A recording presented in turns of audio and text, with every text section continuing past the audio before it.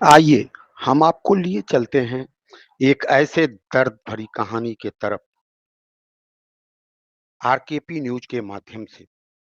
7 फेरों का टूटता विश्वास। कहा जाता है कि शादी सिर्फ 2 दिलों का नहीं, 2 आत्माओं का मिलन होता है। 7 फेरे लेकर 2 लोग साथ-साथ 7 जन्मों तक साथ निभाने का वादा करते हैं। लेकिन जब यह वादा टूटता है, तो सिर्फ एक रिश्ता नहीं, एक सपना नहीं, एक जीवन नहीं, एक आत्मा भी टूट जाती है। साल 2023 में बड़ी धूमधाम से शादी हुई थी इस विवाहिता की। सज-धज कर आई थी दुल्हन बनकर, उम्मीदों का आंचल लहराते हुए। सास-ससुर ने बेटे को दूल्हा बनाकर उसे मंडप तक लाया था और फिर लिए गए थे 7 फेरे, 7 वचन, 7 जन्मों का साथ निभाने का कसम। लेकिन वक्त के साथ बदल दिए गए रिश्तों का रंग, और जिस घर में उसने अपना मान लिया था, वही घर उसे पराया लगने लगा। सास-ससुर की बेरुखी और पति के बदलते व्यवहार ने उनके जीवन को नर्क बना दिया। सपनों से सजी उस मांग को, विश्वास से बंधे उस सिंदूर को मिटा दिया गया, जिससे 7 फेरे लिए थे। उसी ने उन फेरों का हर वचन तोड़ डाला। अब सवाल ये उठता है, क्या सिर्फ शादी कर लेना ही रिश्ते निभाना होता है? क्या 7 फेरों का वादा बस रस्म बनकर रह गया है? क्योंकि जब वचन टूटते हैं, तो सिर्फ एक महिला नहीं टूटती, टूटता है समाज का वो विश्वास जो 7 फेरों में पवित्रता ढूंढता है। आइए आगे की कहानी हमारे रिपोर्टर बीपी तिवारी के माध्यम से उस पिता के जुबानी सुनिए। ग्राम बलहा, थाना कोतवाली उतरौला, ग्राम बलहा। अलखराम वर्मा की पुत्री का विवाह ग्राम सिसाना, थाना गंडास बुजुर्ग में 11 जून 2023 को धूमधाम से किया गया। लड़की के पिता को ये नहीं मालूम था कि लड़की की शादी में धूमधाम से कर रहा हूँ, और जिसके हाथों में पूरी जिम्मेदारी, पूरा जीवन सौंप रहा हूँ, कड़े सूत्र में बांध रहा हूँ, क्या वही लड़का मेरी पुत्री का गला घोंट करके मार देगा। बताते चले कि जो है 5 जुलाई 2025 को अलखराम वर्मा जी के लड़की सीमा वर्मा, पत्नी अमरनाथ वर्मा कटियार, घटना होता है। अमरनाथ वर्मा और उनके परिवारजनों ने लड़की को बुरी तरीके से मारते पीटते हैं और गला दबाकर मार डालते हैं, जान से मार देते हैं। लड़की के पिता का कहना है कि शादी के 6 महीने बाद मेरे लड़की से उनके घर वालों, लड़का और उनकी लड़का की बहन दहेज के लिए प्रताड़ना देते रहते थे। दहेज के लिए जो है 4 पहिया वाहन, या अगर 4 पहिया वाहन नहीं दे सकते हो तो लड़की से बार बार बोलते थे कि अपने हिस्से की ज़मीन बेचकर मेरे यहाँ लाओ, ताकि उससे मैं अपना आगे काम करूँगा, पढ़ाई लिखाई करूँगा, और नहीं लाती हो तो तुम्हें जिंदा रहना मुश्किल होगा।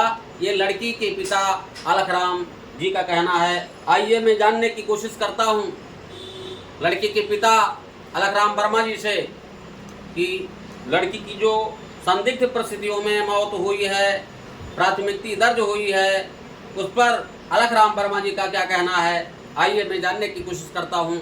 अलखराम वर्मा जी सर, अपना नाम बताओ। मैं अलखराम वर्मा, ग्राम सेवा बलहा, पोस्ट चमरूपुर, थाना उतरौला। किस तरीके से घटना हुआ, आपकी लड़की की मौत हुई है संदिग्ध परिस्थितियों में, मुकदमा लिखा गया है, गिरफ्तारियां भी हुई है, किस तरह से क्या है पूरा मामला, आप जरा प्रकाश डालें, बताएं। सर, मैं 2023 में जो 11 जून 2023 को उसकी शादी की थी, और वो ग्राम सिसाना, अमरनाथ कटियार, सनात राधा प्रसाद कटियार, और वो शादी करने के बाद 6 महीने बाद ही दहेज की मांग होने लगी।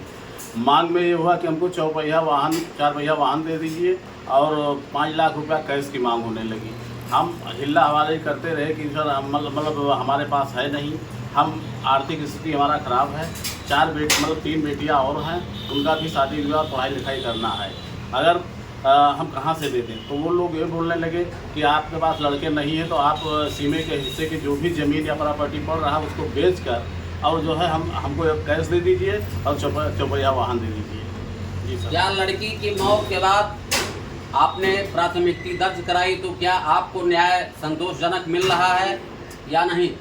प्राथमिक दर्ज कराया, उसमें जो है FIR हुआ, PM रिपोर्ट के अनुसार हमको जो है वहाँ से मतलब हिल्ला हवाली किया जा रहा है और जो है उसमें आगे कार्रवाई नहीं की जा रही है।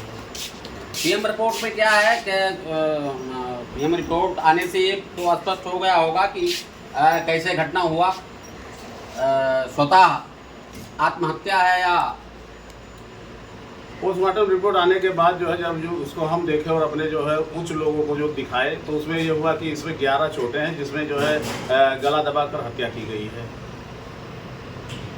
अब आपसे पुलिस से क्या उम्मीद है? जैसे अभी तक जो आपकी प्राथमिकी दर्ज हुई है, गैर इरादतन हत्या का मुकदमा धारा लगाया गया है, मुकदमा अपराध संख्या 0071/25 जी। और जो गैर इरादतन हत्या पुलिस ने प्राथमिकी दर्ज की है, क्या PM रिपोर्ट के बाद आप क्या आगे क्या लड़ाई लड़ना चाहते हैं? न्याय के लिए आप क्या करना चाहते हैं? PM रिपोर्ट आने के बाद उसमें जो है मतलब हत्या की धाराएं बढ़ाई जाए, उचित कार्रवाई जो है उसको की जाए, अगर नहीं की जाएगी तो इसकी लड़ाई हम लड़ते रहेंगे।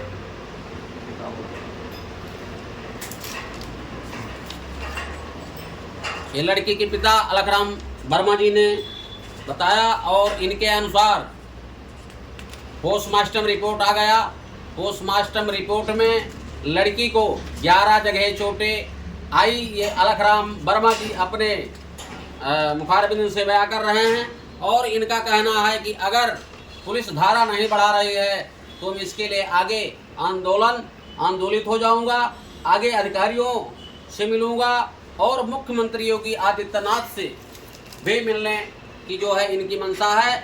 अगर कार्यवाही नहीं होती है तो मुख्यमंत्री से मिलने के बाद उनसे सारी समस्या बताएंगे और कार्यवाही करने की मांग करेंगे। मैं BP Tripathi, RKP news, Balrampur. Sir मैं कुछ और कहना चाहता हूँ। सर उसमें लड़के के पिता जो शारदा प्रसाद कटियार सनाम स्वर्गीय मोतीलाल वर्मा, उनकी जो स्वास्थ्य विभाग में हेल्थ एजुकेशन ऑफिसर के पद पे जो तैनात थे, उसमें जो है मतलब इनके डॉक्यूमेंट्स पे हमको संदिग्ध लग रहा है, इसलिए उसको जांच कराई जाए। इनका कहना है, अलखराम वर्मा जी लड़की मृतका के पिता हैं। मृतके का पिता का कहना है अलखराम वर्मा जी का कि जो शारदा प्रसाद कटियार लड़की के ससुर सर्विस कर रहे थे, इनका ये कहना है कि फर्जी मार्कशीट, फर्जी कागज के सहारे वो फर्जी तरीके से जो है नौकरी कर रहे थे, उसकी जांच कराई जाए और मोबाइल नंबर CDR निकलवाया जाए, कॉल डिटेल निकलवाया जाए। जैसे पता चल जाए कि मेरे लड़की को हत्या या मेरी लड़की को मारने में कौन कौन से लोग थे। मैं BP Tripathi, RKP news, Balrampur.